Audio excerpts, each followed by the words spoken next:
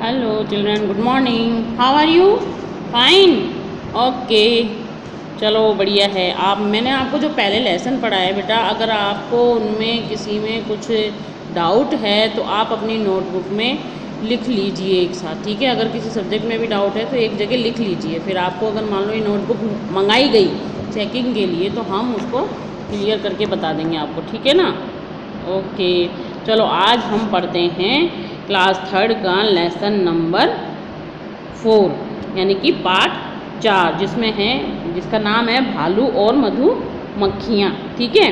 भालू और मधुमक्खियाँ। देखो मधुमक्खियाँ किस प्रकार भालू का सामना करती हैं। भालू तो बहुत बड़ा जीव होता है, लेकिन मधुमक्खियाँ छोटी होती हैं, लेकिन फिर भी उन्होंने भालू का किस प्रकार सामना किया वो मैं आपको इस लेसन में बताऊंगी, ठीक है। देखो तो ये कहानी है एक, इसको हम पढ़ते हैं और समझते हैं कि एकता में किस प्रकार शक्ति होती है। ओके, कुछ जंगली मधुमक्खियाँ थी, जंगल में रहती थी, जो एक पेड़ के खोकर में, खोकर होता है ना एक क्या बोलते हैं, एक गोला सा बना लेती है पेड़ के अंदर, एक खोखला सा उसको बना लेती है, उसको बोलते हैं खोकर, ठीक है।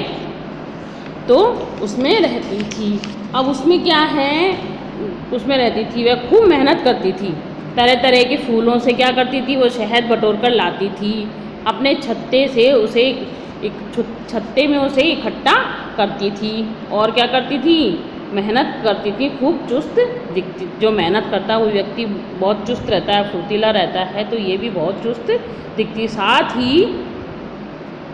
ही मिलजुल कर काम करने के कारण उनके मन में एक दूसरे के प्रति क्या था बेटा, प्रेम भाव था। क्या था, प्रेम भाव भी बहुत था। अपने छत्ते को तो वे जी जान से प्यार करती थी। उसी जंगल में एक भालू भी रहता था। वह कुछ काम काज तो करता नहीं था, बस आलस से भरा रहता था। लेकिन जब उसे भूख लगती तो वो क्या करता था, कमज़ोर जो जीव थे उनका खाना वो छीन लिया करता था। इसलिए सब उससे तंग थे और जहाँ तक हो सकता है सब उससे बचकर ही रहते थे, क्योंकि भाई फालतू में इतने बड़े जीव से कौन पंगा ले। मतलब ये है कि कहीं उनको वह मार ना दे, कुछ ना कर दे, इसलिए वो जीव बेचारे उससे दूर ही रहते थे, यहाँ बचकर रहते थे। एक बार जब उसे भूख लगी तो खाने को कुछ नहीं मिला, तो उसकी नज़र किस पर गई, मधुमक्खियों वाले पेड़ पर गई, जिसमें उन्होंने छत्ता बना रखा था, ठीक है। उसने सोचा कि क्यों न इन पिद्दी सी मधुमक्खियों का शहद ही चट किया जाए।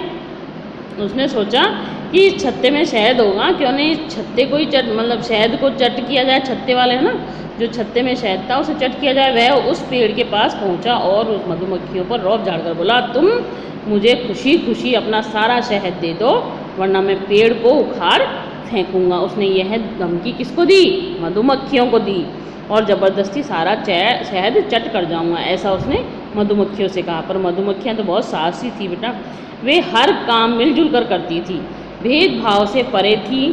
सो उन्होंने निडर होकर कहा, जाओ कहीं और जाकर रौब जमाओ, नहीं तो कोशिश करके देख लो तुम्हारे थुलथुल शरीर को, ठीक है।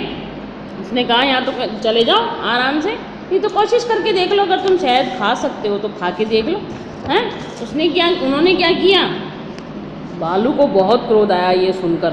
उसने एकदम गुस्से से नथुने यानी कि जो अपनी नाक होती एकदम से फुला ली, और इस तरह से उसने कहा, अरे इन पिद्दी सी मधुमक्खियों की इतनी मजाल, जो इन्होंने खोकर में मतलब उसने अपना और सिर ऐसे करके कहा कि अरे इतनी हिम्मत है इनकी, जो इन्होंने मुझसे इतनी बड़ी बात कह दी। उसने अपना सिर क्या किया, उस खोकर में डाल दिया, सिर मुँह वगैरह ना, तो शहद चाटने के लिए, क्या करने के लिए कहा, शहद चाटने के लिए। लेकिन क्या था, मधुमक्खियाँ एकजुट हो गई और उसने उसकी जीभ, कान, नाक सब जगह इस तरह से काटा, और काटा कि सारी हेकड़ी उसकी निकल गई। जो अपने ऊपर वो घमंड कर रहा था ना, वो सारा उसका घमंड चूर चूर हो गया। वो बेचारा क्या हुआ, जैसे ही मधुमक्खियों ने काटा वह दर्द से कराने लगा। मतलब जैसे ही मधुमक्खी काटती है बेटा बहुत तेज़ दर्द होता है, तो इसको भी बहुत तेज़ दर्द होने लगा। देखो भालू कैसे भाग रहा है, फिर जैसे ही दर्द होने लगा वो दर्द के मारे कराकर भागा। आखिर वह अपनी जान बचाकर भागा। मधुमक्खियों ने कुछ दूर तक उसका पीछा भी किया। फिर क्या कहा, फिर उन्होंने कहा कि अब कभी इस तरह से छोटे जीव को परेशान नहीं करना है।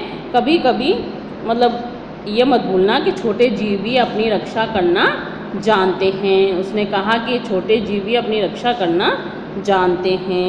तो इस तरह से तब से भालू क्या करा, रौब से शहद मांगने की कोशिश उसने नहीं की कभी भी।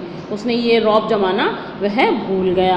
हाँ, लेकिन कभी कभी थोड़ा सा किसी का चुरा के ज़रूर खा लेता था, पर उसने रौब जमाना भूल गया और उसकी मधुमक्खियों के सामने उसकी घिघी बन गई। तो आपने देखा बेटा, इतना बड़ा जीव होने के बावजूद मधुमक्खियों ने उसको किस प्रकार हराया।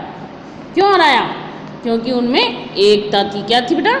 एकता थी। तो एकता में बहुत शक्ति होती है, इसलिए हमेशा व्यक्तियों को एकजुट होकर रहना चाहिए और हर परेशानी का सामना हम एकजुट रह के आराम से कर सकते हैं। Okay, thank you.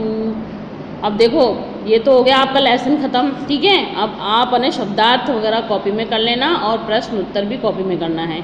लेकिन जो बुक की एक्सरसाइज वगैरह होती हैं, जैसा कि इसमें दिख रहा है ना, ये टिक वाले निशान वगैरह और फिल इन द ब्लैंक्स, ये आपको ये तो बुक में ही करना है आपको, ठीक है। आपको सिर्फ ये शब्दार्थ वगैरह ये आपको नोटबुक में करना है, ठीक है।